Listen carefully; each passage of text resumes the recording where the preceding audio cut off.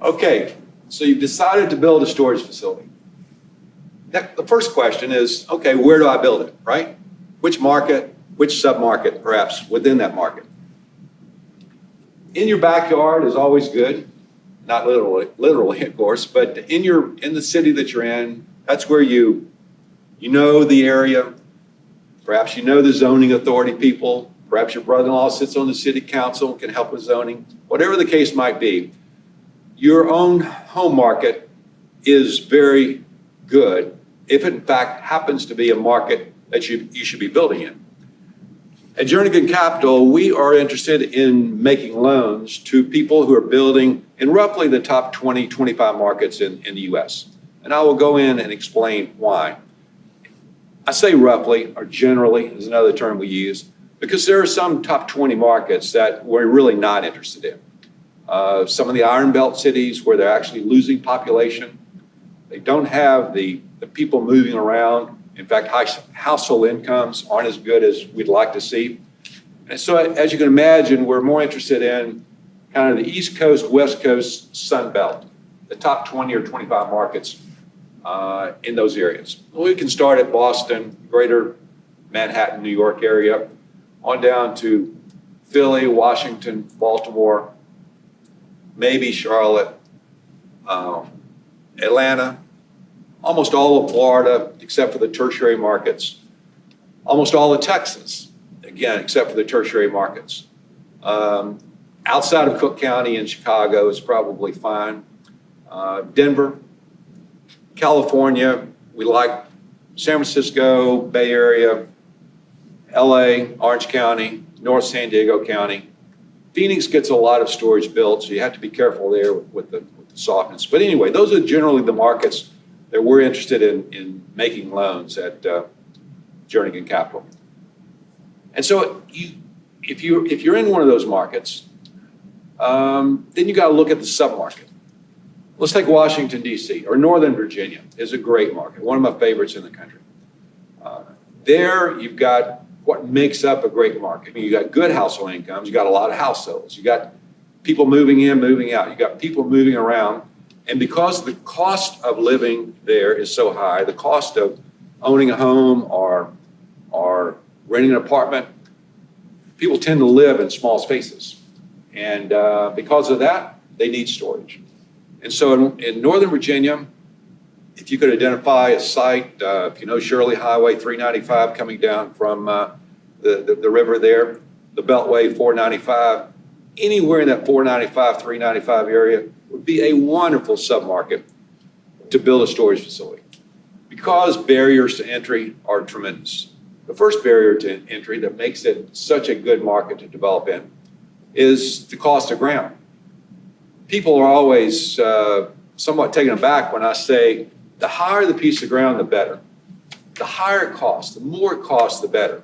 That's counterintuitive, of course, but the reason is fewer people are going to be there scouting for storage facility sites if it's really expensive ground. Now, you just can't go pay an outlandish amount of money per ground without the numbers working. The numbers have to work.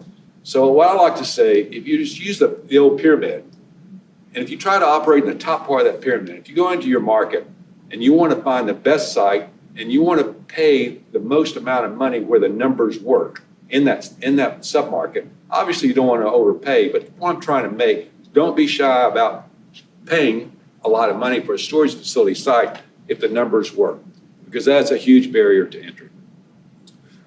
If you're not in a market that works, if you're not in generally one of these top 20 or 25 markets that I talked about, today we have Google Earth, fantastic software that lets you sit at your desk and look for sites in another city across the country.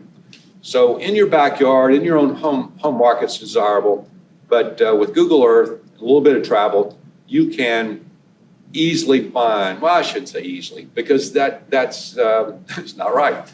You should, with a whole lot of hard work and a good budget, be able to find a storage facility site to build a good storage facility on. So we're going to talk about what kind of facility you would want to build as we go forward. But going back to the submarket, over all the years in the business, I've talked about You really want to be at Main and Main.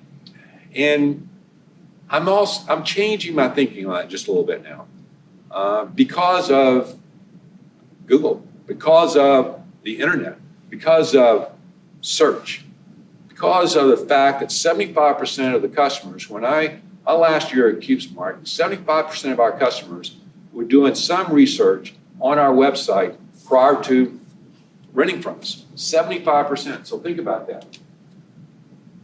That is, we've become a destination.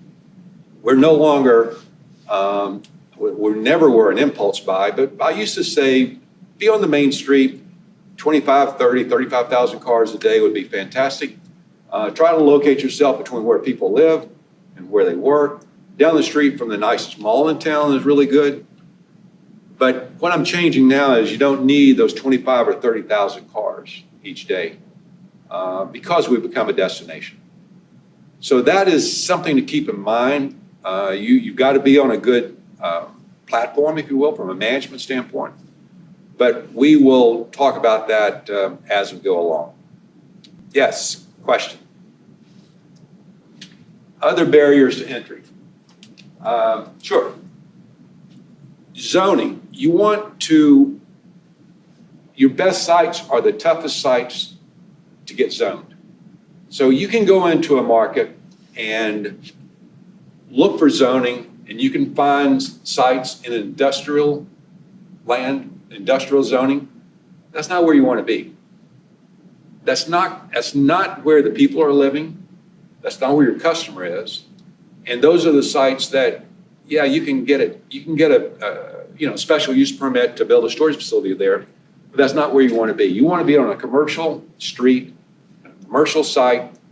And another barrier to entry is site selection. You don't want to go where everyone else is going, because the day you open up, you don't want another one being built across the street and another one being opened up down the street. So it's another barrier to entry that you want to be thinking about. Keep in mind, you want to find the best site that you possibly can find, because that's where you create your value.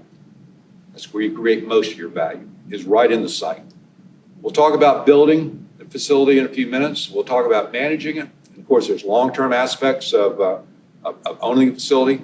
If you get the right site, you've won the match, if you will. You've won you're going to end up with a great storage facility with long-term ownership.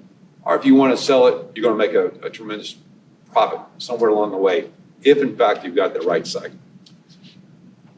Okay, let's pause for a minute. And after this, we will go in and talk about what to build.